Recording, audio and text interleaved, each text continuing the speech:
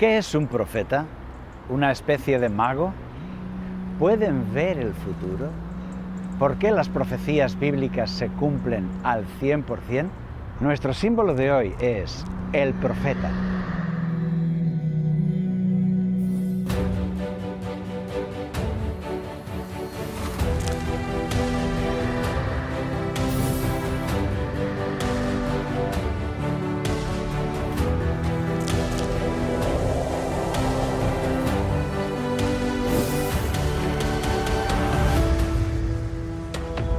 Símbolos proféticos.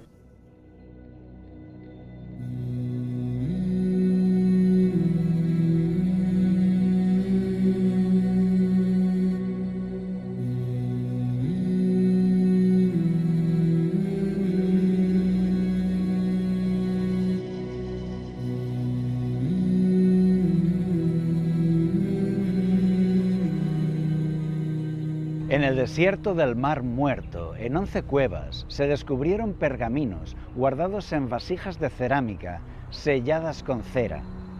Los manuscritos del Mar Muerto eran los libros de la Biblia hebrea, los más antiguos que se conocen. Allí, el profeta Miqueas anunció que el Mesías nacería en Belén de Judá, y así quedó escrito. Pero tú, Belén Éfrata, aunque eres pequeña entre las familias de Judá, de ti me saldrá el que ha de ser el gobernante de Israel, y sus orígenes son desde los tiempos antiguos, desde los días de la eternidad. Estaba profetizado. La Biblia señaló el lugar exacto donde nacería Jesús, Belén. Pero ¿cómo podría nacer Jesús en Belén, en el sur, si sus padres vivían en Nazaret, una aldea alejada en el norte? La Biblia dice que nacería en Belén, pero parece imposible porque los padres viven muy lejos de ahí. ¿Cómo se cumplirá esta profecía? Aconteció en aquellos días que se promulgó un edicto de parte de Augusto César, que todo el mundo fuera empadronado. Este primer censo se hizo siendo Cirenio gobernador de Siria, e iban todos para ser empadronados, cada uno a su ciudad. El censo ordenado por César Augusto obligó a todos a inscribirse en su ciudad de origen. Esto forzó a José a viajar hasta Belén para ser inscrito, y estando allí, el bebé nació en Belén. La profecía se había cumplido al 100%. En la Biblia encontramos cientos de profecías que se cumplieron en la historia con toda precisión.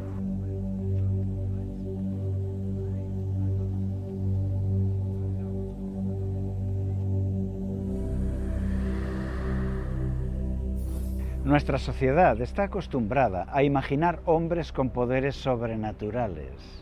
¿Es el profeta una especie de Gandalf o como el Doctor Extraño de Marvel?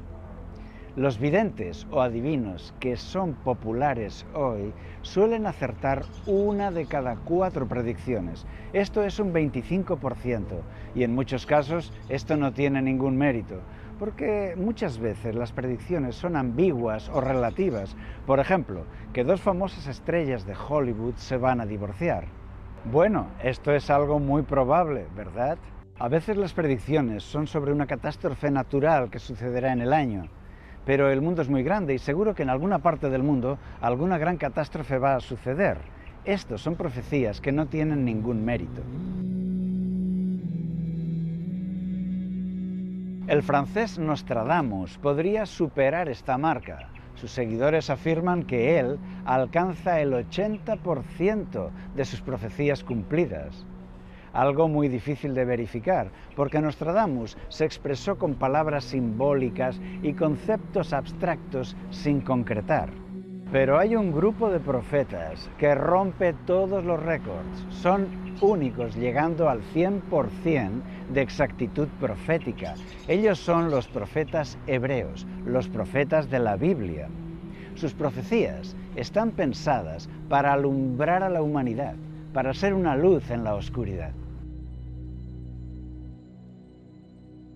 Tenemos también la palabra profética más segura, a la cual hacéis bien en estar atentos como a una antorcha que alumbra en lugar oscuro.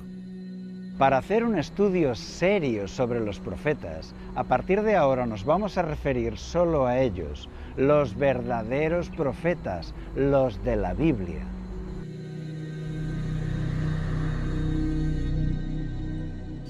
Tanto en griego como en hebreo, la palabra usada para profeta significa el que habla en nombre de otro, un mensajero. La palabra en hebreo es nabí, que podría traducirse como portavoz, mensajero. Es alguien que recibe un mensaje divino y lo comunica a los humanos. El profeta afirma tener una experiencia personal de revelación, donde recibe un mensaje o una visión. Y el resto es muy sencillo. Si las profecías se cumplen, sabemos que se trata de un hecho sobrenatural.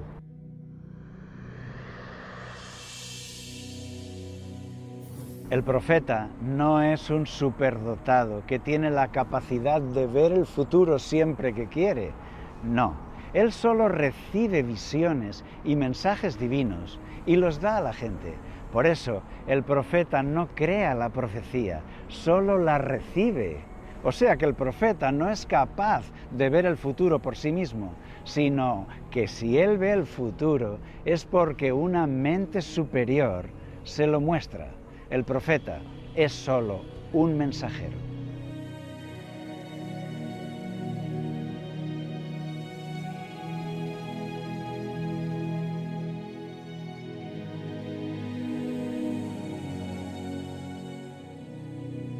Porque nunca la profecía fue traída por voluntad humana, sino que los santos hombres de Dios hablaron siendo inspirados por el Espíritu Santo. Es por esto que las profecías de la Biblia son infalibles, porque no han sido hechas por hombres, sino que son dadas por un ser superior.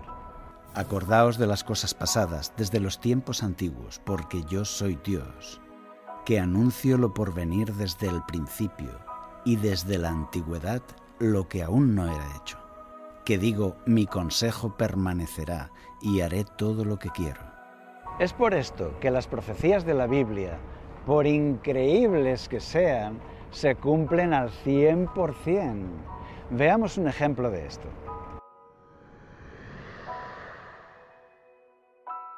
Tiro era la ciudad más fuerte y rica de los fenicios. Se había enriquecido mucho con el comercio internacional. Sus barcos eran casi los dueños del Mediterráneo. Tiro fue el centro comercial más importante de su tiempo, pero en su soberbia, ellos fueron crueles con su vecino pobre, Israel. Llegaron a robarles las cosechas y hacerles pasar hambre y miseria. Apresaron a miles de israelitas y los vendieron como esclavos. Tiro esclavizó a muchos hebreos, como se lamenta el profeta Joel. Y vendisteis a los hijos de Judá y a los hijos de Jerusalén. En aquel tiempo, los israelitas rogaban a su Dios que les librase del rey de Tiro, y la respuesta llegó. El profeta Ezequiel escribió la profecía más espectacular que se haya escrito. Tiro sería arrojado al mar. La reina de los mares va a naufragar igual que sus barcos. Pero, ¿cómo se puede lanzar una ciudad al mar? ¿Quizás mediante un tsunami o la acción de un volcán? La profecía describe hechos que parecen imposible que se puedan cumplir. Arruinarán los muros de Tiro y destruirán sus torreones. Barreré de ella hasta su polvo y la convertiré en una roca desnuda. Será un tendedero de redes en medio del mar, porque yo he hablado, dice el Señor Dios. No solamente dice que será destruida, dice que se barrerán sus escombros y quedará como una roca desnuda, que será un tendedero de redes, es decir, un lugar vacío, baldío, sin casas ni habitantes, donde se pueden extender las redes al sol para secarlas y remendarlas. Y lo más impresionante, la gran ciudad terminará en el fondo del mar.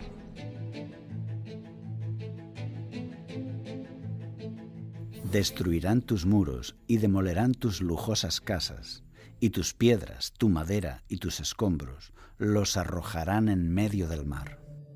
Y eso no es todo. La ciudad nunca será reconstruida. Te convertiré en una roca desnuda y serás un tendedero de redes. Nunca más serás edificada. Era muy difícil que esto se cumpliera, porque Tiro estaba en un lugar privilegiado de la costa, con 7 fuentes de agua potable, y era el mayor puerto de mar. Aunque fuese destruida por la guerra, lo más probable es que fuese reconstruida. Además, tenía frente a su puerto una isla que ellos habían fortificado con altas murallas, como un gran castillo que emerge del mar y defiende la ciudad. Esto hacía de Tiro un emplazamiento único. En resumen, la profecía de Tiro hace 4 predicciones descabelladas que parecen imposibles. La ciudad sería arrojada al mar, se barrería hasta su polvo, quedaría como una peña lisa y sería un tendedero de redes. ¿Cómo se cumplirán estas profecías?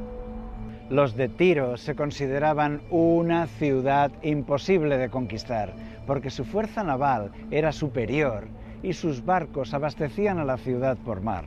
Tenía agua potable y poderosas murallas y torres. Salmanasar, rey de Siria, sitió Tiro durante 5 años y no consiguió someterlo.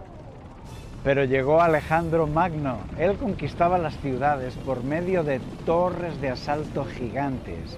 Sus ingenieros construyeron torres de asedio más altas que las murallas. Desde allí, los arqueros disparaban a los defensores y los atacantes saltaban sobre los muros. Cuando llegó a Tiro, conquistó la ciudad y ocupó la costa, pero vio que no le había servido de nada, porque todo lo más valioso estaba en la isla. Allí se habían refugiado el ejército, el rey, el tesoro y también la flota de guerra. Tenía que tomar también la isla. Esta isla estaba a 1 kilómetro de la costa y tenía 2 puertos llenos de barcos de guerra. La isla tenía una fuente de agua potable y sus barcos abastecían de alimentos a la isla. Estaba completamente fortificada, con muros de más de 40 metros de altura y grandes torres. Alejandro no podía usar ahí sus torres de asedio porque el mar estaba en medio y ellos no tenían todavía barcos. Sus generales y sus ingenieros le dijeron: mira, Alejandro, solo hay una forma de conquistar esta isla y es crear un camino de tierra firme que llegue hasta allí, construir un pasillo de tierra firme para llegar hasta la isla y poner allí las torres de asalto y las catapultas. Era un trabajo enorme que tomaría varios meses, pero Alejandro decidió que no se rendiría. Entonces, miles de trabajadores se pusieron manos a la obra y comenzaron a echar piedras y tierra al mar para crear un pasillo de tierra firme de 60 metros de ancho, la anchura de un campo de fútbol. Grandes estacas de madera formaban paredes laterales para sujetar la tierra bajo el agua. Y así fueron avanzando, ganando terreno hacia la isla. ¿Y qué es lo que tiraban al mar? Las ruinas de la ciudad de Tiro. Al mar fueron sus murallas, sus calles, casas, templos, palacios. La ciudad de Tiro fue arrojada al mar, tal como la profecía lo había dicho. Y necesitaban más tierra para terminar ese pasillo. No fue suficiente con lanzar al mar las ruinas de la ciudad de Tiro. Tuvieron que seguir barriendo hasta su polvo, hasta dejar la ciudad de Tiro como una piedra lisa, tal como la profecía lo había dicho. La isla fue conquistada. Habían sido 8 meses de trabajos y de lucha. Alejandro siguió adelante con sus conquistas, pero Tiro ya no estaba en la costa. Ahora la antigua ciudad estaba bajo el mar. Hoy los arqueólogos excavan ahí, en aquel pasillo de Alejandro. No excavan donde estuvo la ciudad en la costa, porque allí no quedó nada.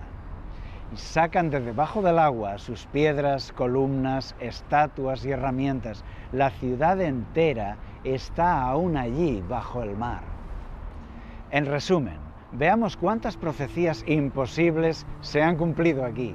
La ciudad costera de Tiro fue arrojada al mar y fue barrida toda ella hasta su polvo, dejada como una piedra lisa y se usó como un tendedero de redes. La isla inconquistable fue vencida por Alejandro Magno, pero lo más llamativo es que para hacerlo él tuvo que tirar la ciudad antigua al mar, la ciudad de Tiro entera. La profecía estaba escrita. La ciudad que fue sentenciada por la profecía fue la vieja Tiro, la ciudad de la costa, pero no la isla. Porque la isla sí siguió siendo habitada y tiene ruinas romanas y bizantinas, pero no la ciudad de Tiro en la costa.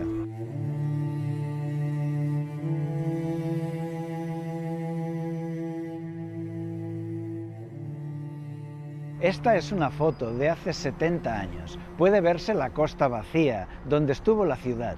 También el camino de tierra que formó Alejandro. El mar ha formado una ensenada de arena a ambos lados y la isla ha quedado unida a tierra para siempre. Puedes ver en la antigua isla una aldea de pescadores. Por más de 2000 años, solo la isla fue habitada, pero no la antigua Tiro. A pesar de su situación ideal, sus fuentes de agua, etc., Tiro no fue reconstruida, tal como dijo la profecía. En los últimos 50 años se ha construido por la zona, pero la rica metrópoli de Tiro nunca resucitó. Durante siglos, los pescadores han usado ese lugar de la antigua Tiro para extender sus redes de pesca, secarlas y remendarlas.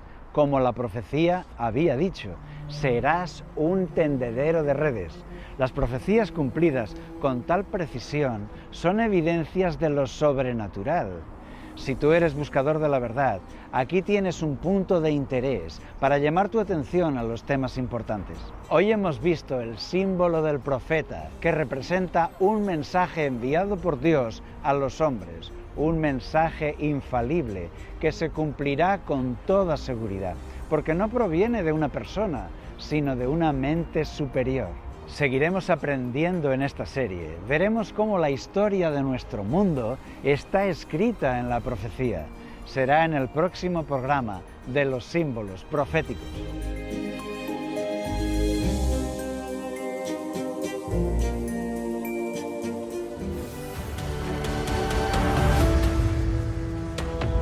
Símbolos proféticos.